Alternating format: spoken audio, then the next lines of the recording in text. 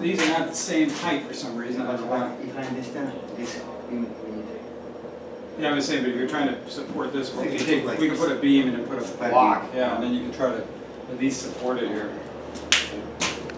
Yeah, we can see.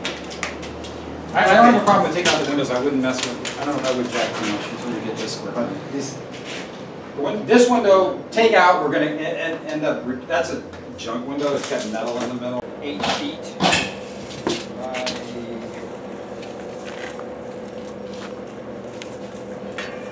5 feet. So if anything, 13 feet long will work.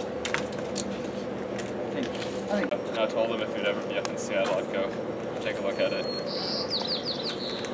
But he said he had one interested buyer ahead of me, which I don't know if that's true or not. If not, Let's see. You probably want to be as far out as possible, right? I think let's go at least 13 feet.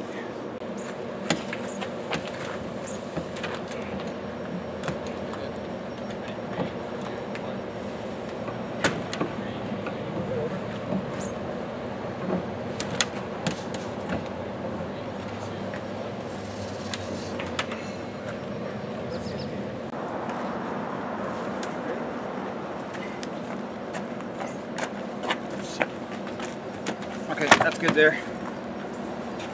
yeah. Yeah, it's going to have a flat side. Yeah. Yeah, that's good. We want a flat side. That's a place to start. You know what we should do? Alright. So I think this will, then we put the next log, you know, we put another one like right here. Yeah. And then we can do the scoring. Yeah, do you have that? 2 by 12 by 16, and then put it in, and then put a level on that, and that could be our permanent level. And then what you do is you measure from the center of this to the center of that, and then we get the log level, and then we can plane to that. And we can use this as a reference. We can just plane down to that. It's almost like a planing table. That should give us. I mean, we only need a couple logs that are flat on the bottom, so I mean, we can kind of cobble something together to get it flat. We just need to get a flat side for the sill plate side. Yeah. And then rotate it. So the first thing is we need to just get a flat side.